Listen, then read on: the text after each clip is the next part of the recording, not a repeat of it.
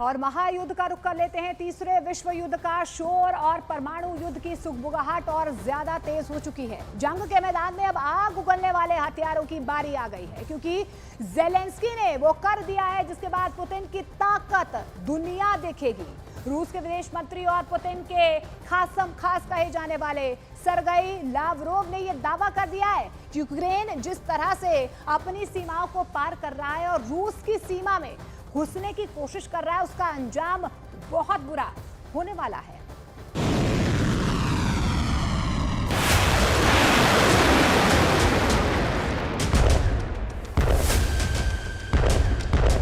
रूस और यूक्रेन की जंग को लेकर जो डर सारी दुनिया को था, क्या वो सच साबित होने जा रहा है? क्या रूस यूक्रेन की जंग परमाणु युद्ध में बदलने जा रही है? क्या पुतिन का गुस्सा तीसरे विश्व युद्ध की वजह बनेगा? क्या तबाही का काउंटडाउन शुरू हो चुका है? क्या रूस की मिसाइल एक्टिव हो चुकी है? क्या पुतिन ने कुर्स्क का बदला लेने का प्लान तैयार कर लिया है? क्या ज़ेलेंस्की के गढ़ में आग बरसने वाली है?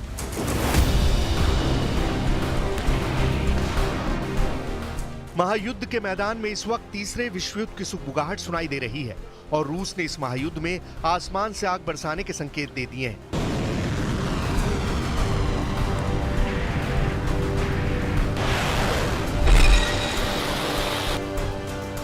क्योंकि पुतिन के करीबी और रूस के विदेश मंत्री सरगई लावरोव ने दावा किया है कि यूक्रेन को रूस में अंदर तक हमला करने की परमिशन देकर पश्चिमी देश आग से खेल रहे हैं। लेकिन अमेरिका समेत बाकी देशों को पता होना चाहिए कि तीसरा विश्व युद्ध यूरोप तक ही सीमित नहीं रहेगा।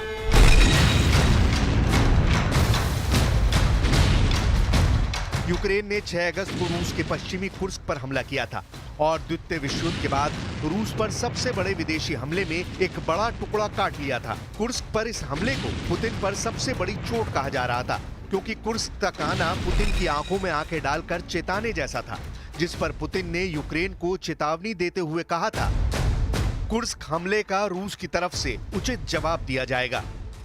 2022 में यूक्रेन पर हमला करने के बाद से पुतिन ने बार बार दुनिया की सबसे बड़ी परमाणु शक्तियों को चेतावनी दी है कि यूक्रेन का साथ देना यानी जान जोखिम में डालना, खतरा मोल लेना, अपने देश के लिए तबाही बुलाना है।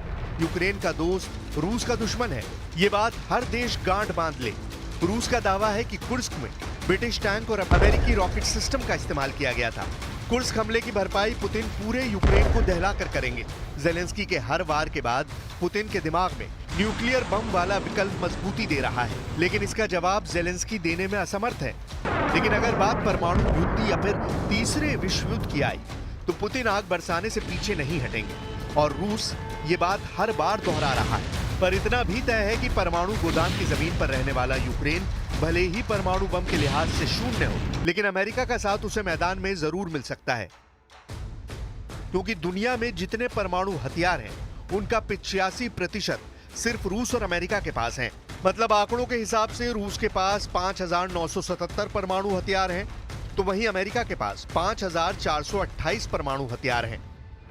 इससे साफ है कि दो महाशक्तियां अगर आमने सामने आ गईं, या फिर किसी छोटी सी चिंगारी ने अगर इन दो महाशक्तियों के बीच आग भड़का दी, इनका आमना सामना करा दिया, तो नतीजा सिर्फ यूक्रेन, रूस या अमेरिका ही नहीं, बल्कि पूरी दुनिया भुगतेगी।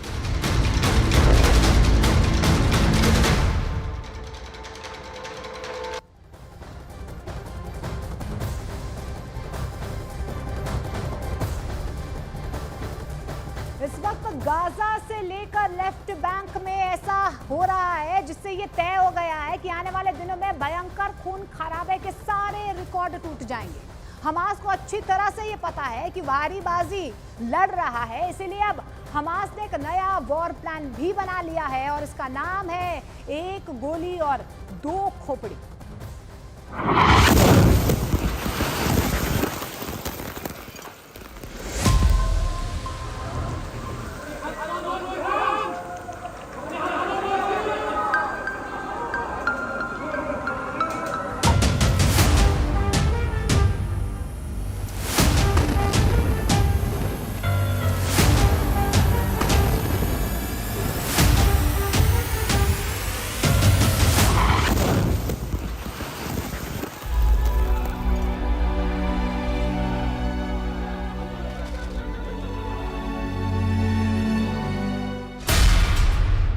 गाजा टू वेस्ट बैंक, एक गोली से दो खोपड़ी फॉर्मूला।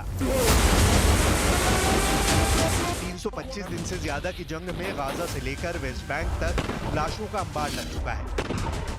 80% से ज्यादा गाजा पट्टी की इमारतें तबाह हो चुकी हैं। 90% से ज्यादा गाजा पट्टी की आबादी इलाका छोड़कर सुरक्षित जगहों की तरफ भाग चुकी है। हमास के 20,000 से ज्यादा लड़ाके मारे जाने का दावा किया जा चुका है। अब तक 40,500 से ज्यादा फिलिस्तीनी मारे जा चुके हैं। लेकिन इसके बावजूद गाजा से लेकर वेस्ट बैंक तक इजरायली सेना को बेहद खूनी और खौफनाक जंग करने के लिए मजबूर होना पड़ रहा है। हम आपको आज यही दिखाने और समझाने जा रहे हैं कि गाजा युद्ध खत्म नहीं हो रहा है, बल्कि और ज्यादा खूनी हो रहा है। इस पूरे इलाके में होड़ मची है कि कैसे एक गोली से दो खोपड़ी उड़ाई जाए। हम पहले आपको ये बता देते हैं कि गाजा से लेकर वेस्ट बैंक तक इजरायली सेना इस वक्त किस तरह का ऑपरेशन कर रही है। फिलिस्तीनी मीडिया के मुताबिक इजराइल ने वेस्ट बैंक में भयंकर हमले शुरू कर दिए हैं। दावा किया जा रहा है कि हमास और फिलिस्तीन से जुड़े 10 से ज्यादा लड़ाके इजरायली सेना ने मार गिराए हैं। वेस्ट बैंक में हुए हमले में कम से कम 9 लोगों की मौत हुई है। हमला वेस्ट बैंक के नॉर्थ हिस्से में हुआ है। 28 अगस्त की सुबह तड़के इजरायली सेना ने लड़ाकू विमानों, ड्रोनों और बुलडोजरों के जरिए पूरे वेस्ट बैंक में कोहराम मचा दिया है। इजरायली सैनिकों ने 3 इलाकों जेनिन, तुलकरेम और जॉर्डन घाटी को निशाना बनाया है। इजरायली सेना ने तुबास के फारा रेफ्यूजी कैंप में 4 लड़ाकों को मारा है। वेस्ट बैंक में इजरायली फौज के इस ऑपरेशन को अब तक का सबसे बड़ा ऑपरेशन माना जा रहा है। अक्टूबर में गजा पर इजराइल की जंग के शुरू होने के बाद से वेस्ट बैंक पर हमलों की तादाद 3 गुना से भी ज्यादा हो गई है। दावा किया जा रहा है कि IDF और शिन बेत मिलकर वेस्ट बैंक में जबरदस्त ऑपरेशन करने में जुटे हैं। مثل هالعالم حكوا في اجتياح وحكوا في نشاط امني، مسكنا حالنا وشردنا لانه معروف انه الحاره هاي مستهدفه وفي لهم اشي فيها وحاطين احتاطها، مش عارف حاطين احتاط الشباب. مسكنا حالنا وشردنا عند دار اخوي بالجبل بكتابه هناك. نتفاجأ الكل على مواصل التواصل الاجتماعي، قصفوا ضرب عيسى، قصفوا ضرب عيسى. ما على هم يطلعوا، اجينا وشفنا الحمد لله رب العالمين. زي ما انت شايفه يعني دار عامره ثامره، يعني مش عارف شو بده يساوي الواحد.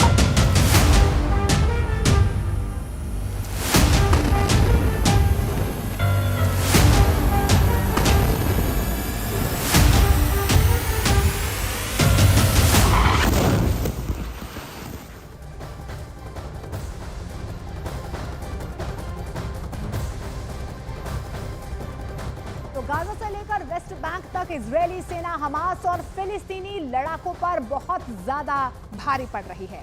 हमास के लड़ाके अभी तक खान यूनिस, रफा, सेंट्रल गाजा, दक्षिणी गाजा में इजरायली सेना पर घात लगाकर हमले कर रहे हैं।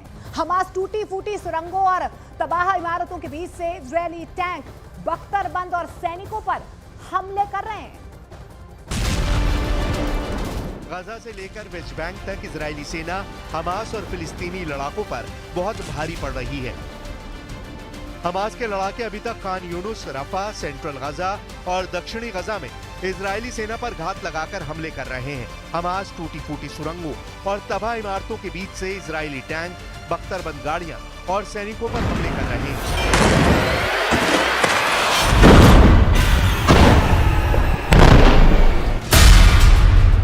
सेब और केले वाला हमास का वॉर प्लान। जरा एक तबाह इमारत में हमास लड़ाकों का ये वीडियो देखिए, जहां केले, सेब, आलू बुखारा और आड़ू के साथ वॉर प्लान हमास के लड़ाके बना रहे हैं। ये पहला ऐसा वीडियो है जिसमें हमास के लड़ाके सेब, केले के साथ इजरायली सेना के खिलाफ वॉर प्लान बनाते हुए दिखाई दिए हैं। 2 मिनट 10 सेकंड के इस वीडियो को गौर से देखिए। हमास के 4 से 5 लड़ाके एक टूटी इमारत रॉकेट लॉन्चरों के साथ मौजूद है। लगभग 80 से 100 मीटर दूर दूसरी टूटी हुई इमारत में इजरायली सैनिकों को देखा जा सकता है। इमारत में 2 छोटे छेद दिख रहे हैं, जिसके पीछे इजरायली सैनिकों को देखा जा सकता है। हमास के लड़ाके कमरे से पूरी लोकेशन समझकर 2 छेदों के पीछे छिपे इजरायली सैनिकों पर रॉकेट लॉन्चर से जबरदस्त हमला करते हैं। एक जोरदार धमाका होता है और फिर सब कुछ शांत हो जाता है। हमास के लड़ाकों का दावा है कि उनका ऑपरेशन सफल रहा है। واستباحة الحجر والبشر والشجر نقول لهم بأننا بعدما مضى مما يقارب عام. والله الذي لا إله إلا هو إننا لا نعمل لكم حسابا ولا نخاف منكم قيد أنمنا ونخزوكم في كل مرة لأن اتكالنا على الله هو ناصرنا هو معزنا. हमास का दावा है कि इजराइल पर हमले का ये वीडियो 14 अगस्त का है। हमास के दावे के मुताबिक उन्होंने ये हमला इजरायली सैनिकों पर रफा में ताल उल सुल्तान में किया था। रफा में इंडोनेशियाई अस्पताल में कुछ इजरायली सैनिकों हमास के लड़ाकों को मारने के लिए पहुंचे थे। उसी वक्त उन पर हमला किया गया था। أحد المجاهدين بإحضار سلة من الفواكه لتكون حلاوة لهم ليفرحوا بنصر الله. فلله العزة.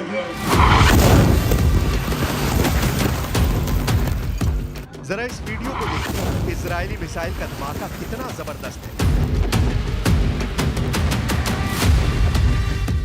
गाजा के नुसीरात में इजरायली मिसाइल का यह हमला अचानक हुआ। जबरदस्त धमाके से कैमरा दूर जा गिरा, जबकि धमाके के बाद सैकड़ों लोग इमारत के आसपास देखे जा सकते हैं। दावा किया गया है कि इस धमाके में 17 से ज्यादा लोग मौके पर मारे गए। मलबे में लाशों को खोजते सैकड़ों लोगों को देखा जा सकता है। इजराइल ने यह हमला 27 अगस्त को नुसीरात में किया था। इजरायली सेना के पास अब दो ही रास्ते बचे हैं, या तो सीज फायर करो या फिर हमास का पूरी तरह से सफाया करो। लेकिन दिक्कत यह है कि हमास के पास कई इजरायली बंधक हैं, जिसकी वजह से आईडीएफ अंधाधुंध बम हमास के ठिकानों पर गिरा नहीं पा रही है। इसलिए इस वक्त इजरायली सेना ने अपने बंधकों को छुड़ाने के लिए बड़े ऑपरेशन गाजा में चला रखे हैं।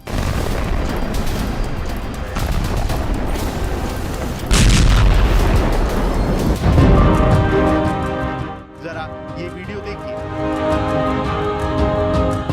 इजराइल की सेना ने एक स्पेशल ऑपरेशन में हमास के कब्जे से इजरायली बंधक को जिंदा छुड़ाने में सफलता हासिल की है।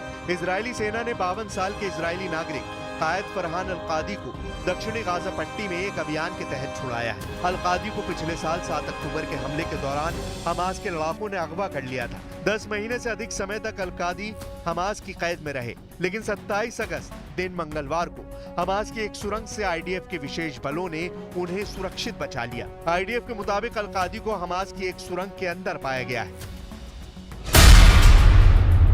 आईडीएफ ने बंधकों और सैन्य बलों की सुरक्षा के कारण का हवाला देते हुए ऑपरेशन की ज्यादा जानकारी नहीं दी है। कायद फरहान अल-कादी अरब बिडोइन समुदाय से आते हैं। टाइम्स ऑफ इजराइल ने सैन्य सूत्रों के हवाले से बताया है कि अल-कादी को इजरायली विशेष बलों ने संयोग से नहीं खोजा था। रिपोर्ट के मुताबिक आईडीएफ कई दिनों से दक्षिणी गाजा पट्टी के इलाके में काम कर रही थी। खुफिया इनपुट से पता चला था कि इस इलाके में बंधकों को रखा जा सकता है। शायद 13 कमांडो और शिन बेत के एजेंटों ने धीरे धीरे इलाके में एक सुरंग परिसर की तलाशी शुरू की, जहां उन्हें अल-कादी मिले। विशेष बलों ने अल-कादी को जहां ढूंढा, वहां कोई दूसरा बंधक या हमास के आतंकी नहीं थे, जिसके चलते सैनिकों को किसी खूनी झड़प का सामना नहीं करना पड़ा। आईडीएफ का मानना है कि हमास के लड़ाके इस इलाके से भाग गए थे। ברוך שובך הביתה, פרחן קאדי.